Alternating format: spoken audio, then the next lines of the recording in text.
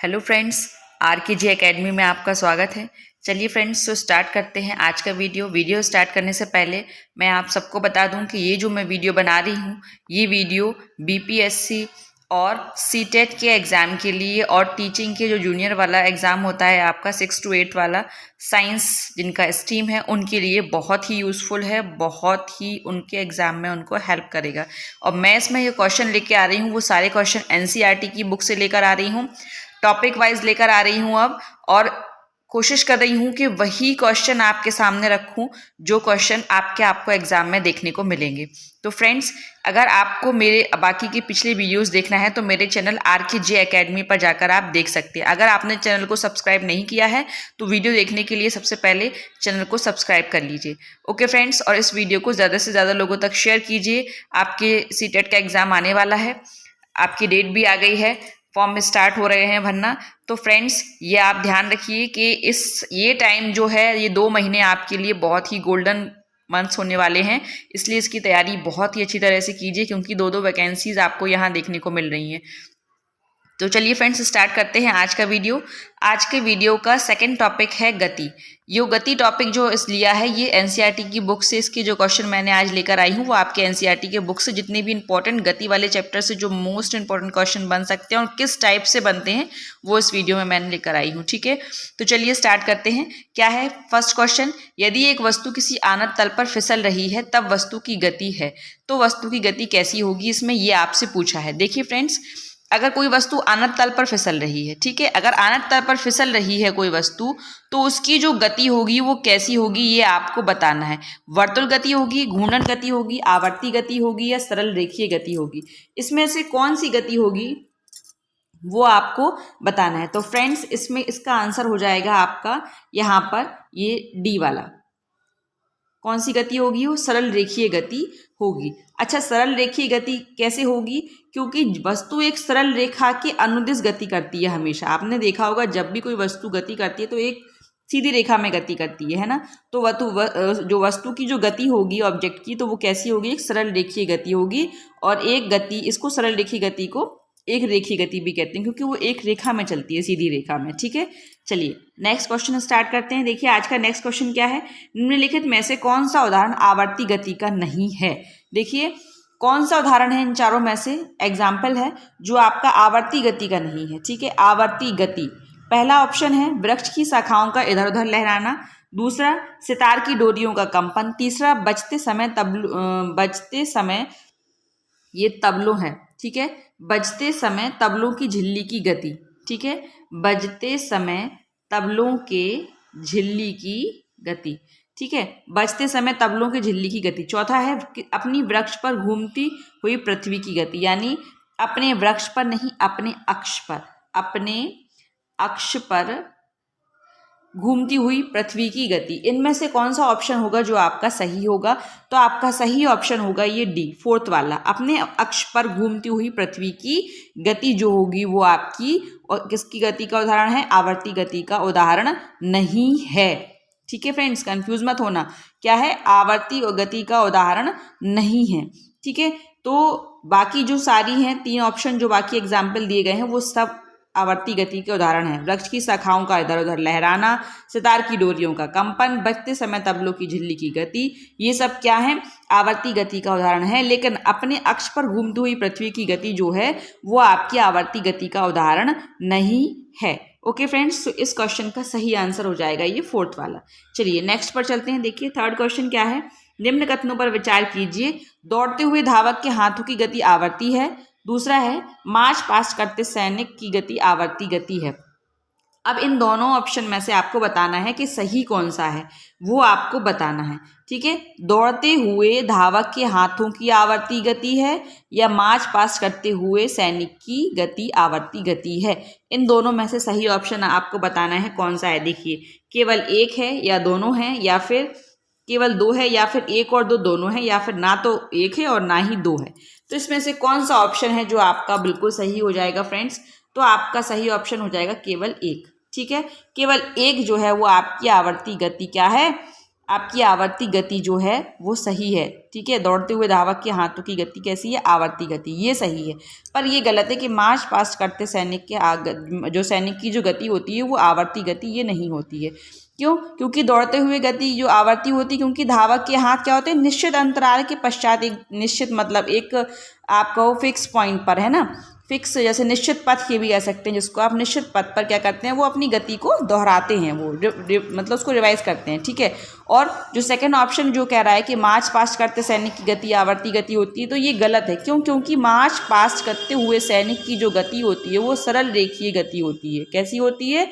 सरल रेखीय गति होती है, वो आवर्ती गति नहीं होती है। तो हमें ये ध्यान रखना है, ठीक है। तो सही ऑप्शन क्या हो जाएगा इसका? केवल एक, कि दौड़ते हुए धावक के हाथों की जो गति होती है वो आवर्ती गति होती है। चलिए फ्रेंड्स, नेक्स्ट क्वेश्चन पर चलते हैं। देखिए नेक्स्ट क्वेश्चन क्या है, जब कोई वस्तु सरल रेखा में गति करती है तब, इसके लिए आपको यहाँ पर पॉइंट्स दिए गए हैं कि जब कोई वस्तु सरल रेखा में गति करती है तब क्या होता है। तो देखिए यहाँ पर 4 पॉइंट्स दिए हैं, इनमें से चारों में से आपसे पूछा है कि सही कौन सा है। फर्स्ट देखिए क्या है, वस्तु द्वारा निर्धारित की गई दूरी उसके विस्थापन से अधिक होती है। दूसरा है, वस्तु द्वारा निर्धारित की गई दूरी उसकी विस्थापन से कम होती है, ठीक है। और तीसरा है यहाँ पर वस्तु द्वारा निर्धारित की गई दूरी तथा उसके विस्थापन का अनुपात सदैव 1 होता है। फोर्थ ऑप्शन है, वस्तु द्वारा निर्धारित किया गया विस्थापन हमेशा कैसा होता है? 0 होता है। इसमें से आपको बताना है सही ऑप्शन क्या होगा। तो इसका सही ऑप्शन होगा, वो होगा वस्तु द्वारा निर्धारित की गई दूरी तथा उसके विस्थापन का अनुपात कैसा होता है? सदैव 1 होता है। ये आपको ध्यान रखना है, क्योंकि सरल रेखा में गतिमान वस्तु के लिए विस्थापन और दूरी का मान समान होता है, इसलिए होता है ये, ठीक है। समझ आया क्यों होता है? बताइए। वस्तु द्वारा निर्धारित की गई दूरी तथा उसके पश्चात अनुपात सदैव कैसा होता है? 1 होता है। क्यों होता है? क्योंकि सरल रेखा में गतिमान वस्तु के लिए विस्थापन तथा दूरी का जो मान होता है ना, वो कैसा होता है? ऑलवेज सेम होता है, ठीक है, समान होता है। तो ये आपको ध्यान रखना है। तो सही आंसर क्या हो जाएगा इसमें? थर्ड वाला। चलिए नेक्स्ट क्वेश्चन पर चलते हैं। देखिए नेक्स्ट क्वेश्चन क्या है, जब कोई वस्तु वृत्तीय पथ पर 2 चक्कर लगाती है तब इसके द्वारा क्या निश्चित होता है? इसके द्वारा जब कोई वस्तु वृत्तीय पथ पर कितने चक्कर लगा रही है? 2 चक्कर लगा रही है, तब क्या होगा? इसमें देखिए आपको यहाँ पे 4 ऑप्शन दिए हैं। पहला है, दूरी का मान 0 होता है। दूसरा है दूरी का मान वृत्तीय पथ की परिधि के बराबर होता है। तीसरा है, विस्थापन का मान वृत्तीय पथ की परिधि के बराबर वृत्तीय परिधि के मान के 2 गुने के बराबर होता है ना। और फोर्थ ऑप्शन है यहाँ पर आपका कि विस्थापन का मान 0 होता है, ठीक है। क्या होता है? विस्थापन का मान 0 होता है। अब इसमें से आपको बताना है कि कौन सा कथन जो है वो आपका सत्य है इनमें से। देखिए मैं आपको बार बार कह रही हूँ कि मैं उसी टाइप से क्वेश्चन लेकर आ रही हूँ जिस टाइप से आपको आपके एग्जाम में देखने को मिलेंगे। और ये क्वेश्चन क्या है? बहुत ही इंपॉर्टेंट क्वेश्चन है, आप समझ लीजिए। साइंस के लिए आपके बहुत ही इंपॉर्टेंट और सिलेक्टेड क्वेश्चन है, जो कि एनसीईआरटी से लिए है मैंने। तो आपको बहुत ही अच्छे से ध्यान से देखना और बहुत ही ध्यान से सुनना भी है, ठीक है। चलिए, तो क्या है, अब इसमें पूछा है कि सत्य बताना है, इन चारों में से सत्य कौन सा है। तो देखिए यहाँ पर है 1 और 2, या फिर केवल चौथा वाला, या फिर थर्ड, ठीक है, या फिर 4, 1 और 3, सॉरी 1 3 4, या फिर तो ये सही है, या फिर फोर्थ ऑप्शन है 1 और 3। तो इसमें से सही वाला कौन सा हो जाएगा बताइए? इसमें से सही वाला हो जाएगा आपका ओनली फोर्थ, जो है वो आपका बिल्कुल सही है यहाँ पर, ठीक है। ये जो वाला है ना, ये फोर्थ वाला, ये यहाँ पर आपका बिल्कुल सही है कि विस्थापन का मान क्या होता है? 0 होता है, ठीक है। क्या होता है? विस्थापन का मान 0 होता है। ये आपको ध्यान रखना है, क्योंकि आपने हमेशा देखा होगा जब कोई वस्तु किसी वृत्तीय पथ पर 2 चक्कर लगाती है तब इसके द्वारा क्या होता है? निश्चित विस्थापन का मान ऑलवेज 0 होगा, 0 होगा। क्योंकि क्या होता है, किसी वस्तु की जो प्रारंभिक स्थिति होती है ना, और जो उसकी लास्ट फेज होती है, ठीक है, इसकी लास्ट स्टेज और उसकी जो फर्स्ट स्टेज होती है, उन दोनों के बीच की जो न्यूनतम दूरी आप कह सकते हो, उसको क्या कहते हैं? विस्थापन कहते हैं। क्या कहते हैं? उसको विस्थापन कहते हैं। प्रारंभिक और अंतिम दूरी के मध्य जो होता है ना, आप उसकी दूरी को जो विस्थापन कहते हैं, उसको, जो उनकी बीच की दूरी होती है, उसको क्या बोलते हैं? विस्थापन बोलते हैं। और वृत्तीय पथ पर चक्कर लगाने के बाद वस्तुओं की प्रारंभिक स्थिति एवं अंतिम स्थिति कैसी होती है? समान होती है। इसलिए इस स्थिति में वस्तु का जो विस्थापन होता है वो कैसा होता है? 0 होता है, 0 होता है। तो हमको ये ध्यान रखना है। और जो आपके जो पॉइंट्स दिए गए हैं फर्स्ट, सेकंड और थर्ड वाला जो दिया है ना, वो गलत है। क्यों गलत है? क्योंकि वस्तु द्वारा निर्धारित पथ की कुल लंबाई को दूरी कहते हैं। ठीक है, दूरी किसको बोलते हैं? जो भी कोई ऑब्जेक्ट है, जो उस ऑब्जेक्ट की जो ऑब्जेक्ट जो होगा वो उस जो पूरा पथ होगा, जो आपका जिस पे जो वस्तु चल रही है, वो उसकी जो कुल लंबाई होगी ना वस्तु की, उसको हम क्या बोलेंगे? दूरी कहते हैं। और दूरी का मान कभी भी शून्य नहीं होता है, ये हमेशा ध्यान रखिएगा। दूरी का मान कभी भी शून्य नहीं होता है। वस्तु द्वारा निश्चित दूरी का मान वृत्तीय पथ की परिधि के हमेशा किसके बराबर होता है? 2 गुने के बराबर होता है। ये आपको ध्यान रखना है। देखिए फ्रेंड्स, मैं आपको हर वीडियो में ज़्यादातर बोल रही हूँ कि एक क्वेश्चन में मैं आपके 3-4 क्वेश्चन करा रही हूँ, तो आपको ये ध्यान रखना है कि दूरी का मान कभी भी शून्य नहीं होता और निश्चित दूरी का मान वृत्तीय पथ की परिधि के कितने के बराबर होता है? 2 गुने के बराबर होता है। तो ये आपको ध्यान रखना है। ठीक है, तो इसमें क्या हो जाएगा? कौन सा ऑप्शन आपका यहाँ पर सही हो जाएगा? ये 4th वाला ऑप्शन यहाँ पर आपका बिल्कुल सही हो जाएगा। चलिए नेक्स्ट क्वेश्चन पर चलते हैं। देखिए नेक्स्ट क्वेश्चन क्या है? निम्नलिखित कथनों पर विचार कीजिए। देखिए यहाँ पर आपको ये कथन दिए गए हैं 2। वस्तु द्वारा एकांक समय में निर्धारित की गई दूरी उस वस्तु की चाल कहते हैं, दूरी को उस वस्तु की चाल कहते हैं। या फिर दूसरा, चाल ओडोमीटर द्वारा मापी जा सकती है। ये 2 पॉइंट यहाँ पर आपको दिए गए हैं। अब इसमें से बताना है कि सही आपका कथन कौन सा है। ठीक है, आपको क्या बताना है? सही कथन बताना है कि सही कथन इनमें से कौन सा है। ये 2 पॉइंट में से कौन सा जो पॉइंट है एक जो वो सही है। तो इसमें से देखिए आप, जो आपका सही पॉइंट है इन दोनों में से, वो आपका केवल यही है कि वस्तु द्वारा एकांक समय में निर्धारित की गई दूरी को वस्तु की चाल कहते हैं। और चाल को ओडोमीटर में नापते हैं। बताइए जरा, चाल को ओडोमीटर में नापा जाता है? बताइए क्यों ये असत्य इसमें से आप कह सकते हो कि कभी भी आपकी जो आपको अच्छा पता है कि चाल बराबर क्या होता है? दूरी बटे समय। आप सभी जानते हैं कि जो चाल बराबर होता है वो क्या होता है? दूरी बटे समय होता है ना। क्या होता है? दूरी बटे समय। हम सभी जानते हैं कि चाल बराबर दूरी बटे समय होता है, क्योंकि दूरी के मापन हेतु ओडोमीटर का उपयोग किया जाता है। किसका उपयोग किया जाता है? दूरी के मापन के लिए किया जाता है ओडोमीटर का, ना कि चाल के मापन के लिए, है ना। और वस्तु का एकांक समय के निर्धारित दूरी को ही हम क्या कहते हैं? उस वस्तु की चाल कहते हैं। तो ये हमें ध्यान रखना है। इसलिए आपका कौन सा ऑप्शन सही होगा? ए वाला ऑप्शन यहाँ पर क्या हो जाएगा? बिल्कुल सही हो जाएगा। तो इसमें आपका सही आंसर कौन सा होगा? केवल 1। ठीक है, कौन सा ऑप्शन सही होगा? ये वाला, केवल 1 जो होगा आपका सही है। सेकंड वाला गलत है, क्योंकि ओडोमीटर में तो हम किसको ना मापते हैं? दूरी को मापते हैं, ना कि चाल को। चलिए नेक्स्ट क्वेश्चन पर चलते हैं। देखिए नेक्स्ट क्वेश्चन क्या है आपका? निम्नलिखित कथनों में से असत्य कथन को चुनना है। अब ये 4 ऑप्शन यहाँ पर दिए होंगे आपको, इनमें से आपको बताना है कि गलत कौन सा है। फर्स्ट है, औसत चाल वस्तु द्वारा निर्धारित की गई दूरी और कुल समय अवधि का अनुपात होती है। दूसरा है, एक निश्चित दिशा में चाल वेग कहलाती है। तीसरा है, औसत चाल तथा औसत वेग की मात्रा जो होती है एक समान नहीं होते हैं। इनकी जो मात्रक होते हैं वो आपके एक समान नहीं होते हैं। देखिए इसको सही कर लीजिए, औसत वेग है। ठीक है, ये क्या है आपका? औसत वेग। औसत वेग के जो मात्रक होते हैं, क्या होते हैं यहाँ पर? औसत वेग के मात्रक। ठीक है, एक समान नहीं होते हैं। ये आपके 3 पॉइंट्स यहाँ पर आपको दिए गए हैं। तो इसमें से आपको बताना है कौन सा गलत है। तो इसमें से जो गलत वाला होगा वो होगा आपका कौन सा यहाँ पर? ये जो होगा आपका थर्ड वाला, यही आपका गलत है कि औसत चाल तथा औसत वेग के मात्रक एक समान नहीं होते हैं। क्यों नहीं होते हैं बताइए? इसलिए नहीं होते हैं क्योंकि औसत चाल तथा औसत वेग का जो मात्रक होता है वो मीटर पर सेकंड है। क्या होता है? मीटर पर सेकंड। क्या होता है? मीटर पर सेकंड होता है।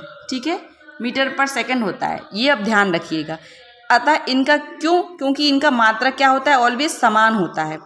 तो ए और बी वाला जो पॉइंट है ना, ये वाला पॉइंट और ये वाला पॉइंट, ये 2 पॉइंट क्यों सही हैं? क्योंकि एक दिए गए समय अंतराल में चाल की जो दूरी होती है, कुल दूरी होती है, वो कुल समय के अनुपात को औसत चाल कहते हैं, है ना। अभी बताया था मैंने आपको कि औसत चाल बराबर क्या होता है? चली गई दूरी बटे लिया गया समय। तो ये आपको ध्यान रखना है। ये मैं पहले भी देखिए यहाँ पर इतना स्पेस नहीं होता है कि मैं आपको हर फॉर्मूला लिख के बताऊँ, तो लेकिन फिर भी आप ध्यान से सुना भी कीजिए वीडियो देखने के साथ साथ। क्या होता है, चली गई दूरी, है ना, चली गई, यहाँ पर पूरा नहीं बन पाएगा। ओके, तो मैं यहाँ पर इसको एक्सेप्ट कर देती हूँ। ठीक है, तो आप ध्यान रखिएगा कि ये दोनों पॉइंट आपके सही हैं, बस ये वाला पॉइंट जो है आपका ये गलत है। तो आपसे असत्य ही पूछा गया था, तो इसका सही आंसर क्या हो जाएगा, थर्ड वाला हो जाएगा। चलिए नेक्स्ट क्वेश्चन पर चलते हैं। देखिए अगला क्वेश्चन क्या है हमारा, निम्न कथन ए और आर कारण आर। यहाँ पे एक कथन ए दिया है और कारण आर दिया है, इनको पढ़ना है और नीचे दिए गए कूट की सहायता से हमको सही उत्तर का चयन करना है। ठीक है, इनमें से बताना है कि कौन सा आपका सही है। कथन ए को पढ़ते हैं। पहले क्या है, किसी वस्तु की चाल ऋणात्मक नहीं हो सकती। पहला पॉइंट तो कथन ये दे रहा है। इसका कारण क्या बताया जा रहा है कि जब वस्तु धनात्मक गति की विपरीत दिशा में गति करती है तो इसकी चाल धनात्मक होती है। तो इसकी चाल क्या होती है, तो इसकी चाल क्या होती है, धनात्मक होती है। ये आपको दो, इसका कारण ए का कारण यहाँ पर ये जो दिया गया है ना आर वाला, ये कारण है इसका। ठीक है, तो अब आपको बताना है कि इसमें से आपकी जो सही है वो कौन सा है आपको। ठीक है, ऑप्शन यहाँ पर आपको देखो ये दिए गए हैं, ए एंड आर दोनों सही हैं तथा आर ए का सही स्पष्टीकरण है। दूसरा कह रहा है कि ए एंड आर सही है परंतु आर ए का सही स्पष्टीकरण नहीं है। तीसरा कह रहा है ए सही है किंतु आर गलत है। चौथा कह रहा है ए गलत है किंतु आर सही है। तो इसमें सही ऑप्शन हो जाएगा आपका कौन सा, ये बी वाला। ठीक है, बी वाला आपका ऑप्शन सही हो जाएगा यहाँ पर, बिल्कुल बी यानी सेकंड वाला कि ए एंड आर दोनों ही सही हैं परंतु आर जो है वो ए का सही स्पष्टीकरण नहीं है। देखिए यहाँ पर क्यों नहीं है, क्योंकि किसी वस्तु की चाल जो होती है ना, दूरी और समय अंतराल, इनका जो अनुपात होता है इनके चाल के तुल्य होता है, यानी चाल के बिल्कुल बराबर होता है, समझ लीजिए उसके बिल्कुल लगभग सेम होता है। तथा वस्तु के द्वारा जो निर्धारित दूरी होती है वो सदैव कैसी होती है, धनात्मक होती है।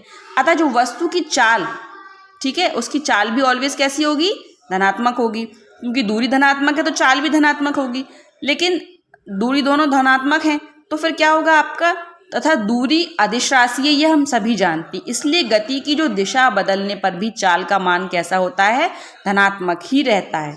ये आपको ध्यान रखना है। ठीक है, क्या है, किसी वस्तु की चाल, दूरी और जो समय अंतराल का जो अनुपात है वो चाल के तुल्य होता है और वस्तु द्वारा निर्धारित दूरी जो होती है वो सदैव धनात्मक होती है। और दूरी धनात्मक है इसलिए वस्तु की चाल भी सदैव धनात्मक होती है। तो क्या होगा, दूरी अदिश राशि है, ये हम सभी जानते हैं।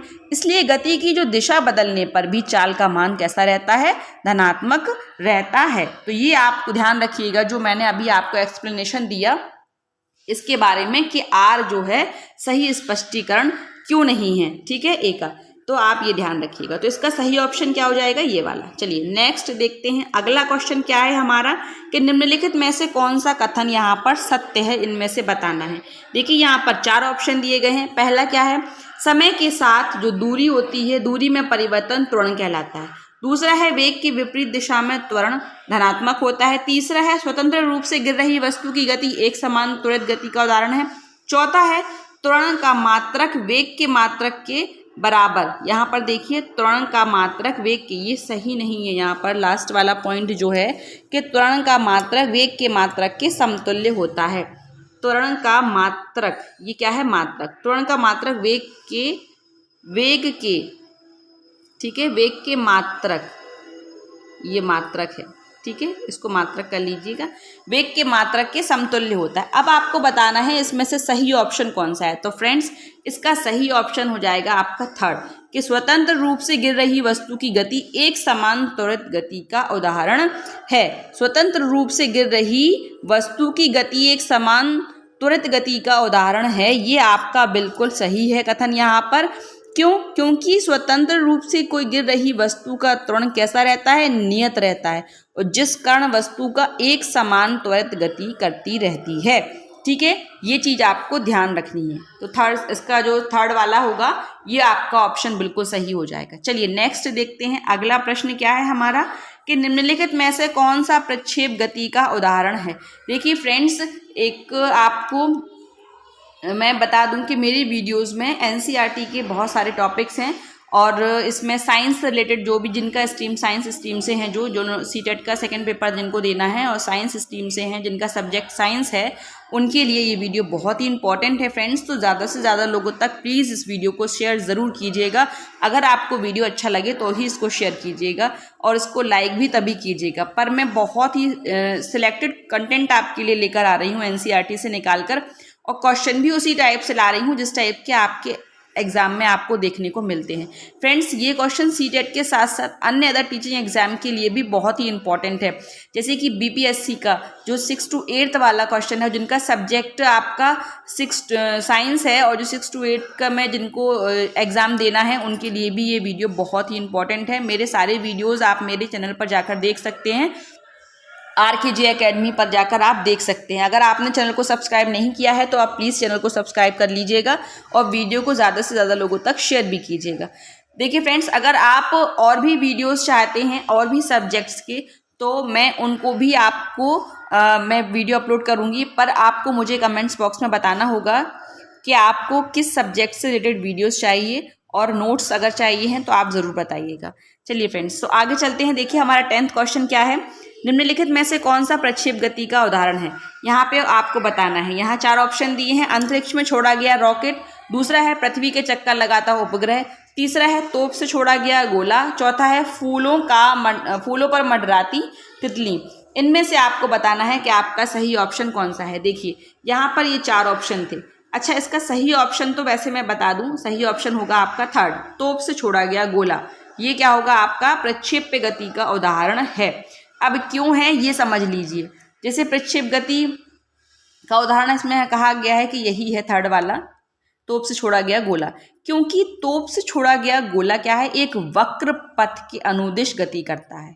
ठीक है ना, किसके अनुदिश गति करता है, वक्र पथ के अनुदिश गति करता है, तथा इस प्रकार की गति को क्या कहते हैं, हम प्रक्षेप्य गति कहते हैं। ठीक है, प्रक्षेप्य गति समझ में आया किसको कहते हैं, एक वक्र पथ के अनुदिश जब गति होती है तो उस टाइप की गति को हम क्या बोल रहे हैं, प्रक्षेप्य गति कहते हैं। और अंतरिक्ष में रॉकेट की जो गति होती है ना, वो पृथ्वी के परता उपग्रह की गति, किसके, उपग्रह की गति, तथा फूलों पर जो मंडराती तितली होती है ना, ये वाले रॉकेट की, जो अंतरिक्ष में रॉकेट छोड़ा जाता है ना, उसकी जो गति, और जो फूलों पर तितली मंडराती हैं उनकी गति। ठीक है, ये क्या होती है, ये गति वक्र पथ के अनुदिश नहीं होती है। ये जो गति होती है, इनकी जो गति होती है, ये वक्र पृष्ठ के अनुदिश नहीं होती हैं। जो किसी वक्र, कोई पथ होता है कोई वक्र वाला, ऐसे जो आपका होगा ना सर्कल टाइप का जो वक्र बनता है ना, उसके अनुदिश नहीं होती है। तो क्या होता है, ये प्रक्षेप्य गति नहीं होती है। इसीलिए तोप से छोड़ा गया गोला क्या होता है, एक वक्र गति का, जो आप कह सकते हो प्रक्षेप्य गति का उदाहरण है। लेकिन ये जो है, इनकी गति वक्र नहीं होती, किसी वक्र के पथ पर जो गति होती है ना उसके अनुदिश नहीं होती है, इसीलिए ये प्रक्षेप्य गति का उदाहरण ये नहीं है आपके। ठीक है, तो ये जो तोप से छोड़ा गया गोला है ये प्रक्षेप्य गति का उदाहरण है। तो इसका 3rd वाला ऑप्शन आपका यहाँ पर बिल्कुल सही हो जाएगा। चलिए नेक्स्ट पर चलते हैं। जब एक वस्तु को ऊर्ध्वाधर दिशा में गिराया जाता है तथा उसी समय दूरी वस्तु को क्षैतिज दिशा में, ये क्षैतिज नहीं है, क्षैतिज है, ये क्या है, क्षैतिज, इसको क्षैतिज कर लीजिए, ये है क्षैतिज। क्षैतिज दिशा में प्रक्षेपित किया जाता है तब निम्न में से क्या प्रभाव पड़ेगा, ये आपको बताना है। देखिए यहाँ पर आपको 4 ऑप्शन दिए गए हैं। 4 ऑप्शन कौन कौन से हैं, दोनों वस्तु पृथ्वी पर एक साथ पहुंचेंगी, या पहला कण पृथ्वी पर पहले पहुंचेगा, या दूसरा कण पृथ्वी पर पहले पहुंचेगा, या फिर कुछ नहीं कहा जा सकता। इनमें से बताना है सही ऑप्शन क्या होगा। तो भाई बिल्कुल सही ऑप्शन हो जाएगा आपका 1st। क्यों, दोनों वस्तु पृथ्वी पर एक साथ पहुंचेंगी। क्यों पहुंचेंगी, क्योंकि जब एक वस्तु को ऊर्ध्वाधर दिशा में गिराया जाता है तो उसी समय दूसरी जो वस्तु होती है ना, उस वस्तु को क्षैतिज दिशा में प्रक्षेपित किया जाता है। तब दोनों वस्तु पृथ्वी पर क्या होंगी, एक साथ पहुंचेंगी, है ना, क्योंकि दोनों वस्तुओं का पर जो गुरुत्वाकर्षण होता है ना, उसका मान कैसा होता है, समान होता है। ये आप ध्यान रखिएगा। तो ये जो ऑप्शन था आपका बिल्कुल सही हो जाएगा, आपका 1st वाला। चलिए नेक्स्ट और आज की वीडियो का लास्ट क्वेश्चन है, इसको देखते हैं। देखिए ये क्वेश्चन बहुत सिलेक्टेड हैं, सभी एनसीईआरटी से लिए गए हैं, बार बार बोल रही हूँ आपको, बहुत ही इंपॉर्टेंट है। तो चलिए देखते हैं आज की वीडियो का लास्ट क्वेश्चन क्या है। निम्नलिखित में से एक समान त्वरित गति का उदाहरण कौन सा है। एक समान त्वरित गति का उदाहरण आपको बताना है कि कौन सा है। देखिए यहाँ पर जो एक समान त्वरित गति, पहला है आपका नियत चाल से वृत्तीय पथ पर दौड़ता हुआ एथलीट, पृथ्वी के चारों ओर घूमता हुआ चंद्रमा, ठीक है, आयताकार पथ पर चक्कर लगाता हुआ मनुष्य। अब इनमें से तीनों में से बताना है कौन सा उदाहरण है और कौन सा उदाहरण नहीं है। तो बिल्कुल सही बात है, ये और ये जो हैं ये तो हैं आपके उदाहरण किसके, आपके त्वरित गति, एक समान त्वरित गति के उदाहरण हैं। कौन सा, पहला नियत चाल से वृत्तीय पथ पर दौड़ता हुआ एथलीट और पृथ्वी के चारों ओर घूमता हुआ चंद्रमा, ये आपके एक समान वृत्तीय गति के त्वरित गति के उदाहरण हैं। अच्छा, अब इसका समझ लीजिए कि ये क्यों हैं, ये भी समझ लीजिए। देखिए, जब आपका एक समान गति के उदाहरण इसलिए है क्योंकि जब नियत चाल से वृत्तीय पथ पर दौड़ते हुए एथलीट और पृथ्वी के चारों ओर जो घूमते हुए चंद्रमा का जो वेग होता है उसकी गति की दिशा में परिवर्तन के सापेक्ष क्या होता है, परिवर्तित होता है वो, ठीक है। तो दोनों की गति कैसी होगी, त्वरित गति का उदाहरण है, इसलिए वो दोनों गति कैसी हो जाएगी, त्वरित गति हो जाएगी। ये त्वरित गति के उदाहरण हो जाएंगे, है ना। तो ये आपको ध्यान रखना है। अच्छा, ये जो थर्ड वाला है, ये आयताकार पथ का चक्कर लगाता हुआ मनुष्य जो है, ये नहीं है आपका त्वरित गति का उदाहरण।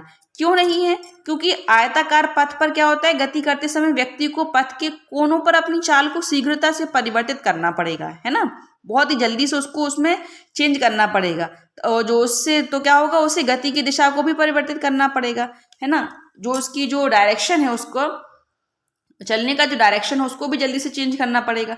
इसी वजह से क्या है, ये जो है आपकी त्वरित गति का उदाहरण नहीं है। बाकी जो दोनों हैं आपके त्वरित गति के उदाहरण हैं।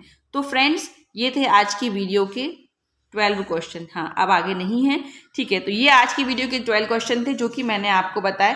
फ्रेंड्स, इस वीडियो में अगर आपको कोई भी क्वेश्चन में डाउट है या आपको कोई भी क्वेश्चन समझ नहीं आया है तो आप कमेंट बॉक्स में बता सकते हैं, मैं उसको दोबारा से एक्सप्लेन कर सकती हूँ। वैसे मैंने एक एक चीज़ आपको एक्सप्लेन की है, ठीक है।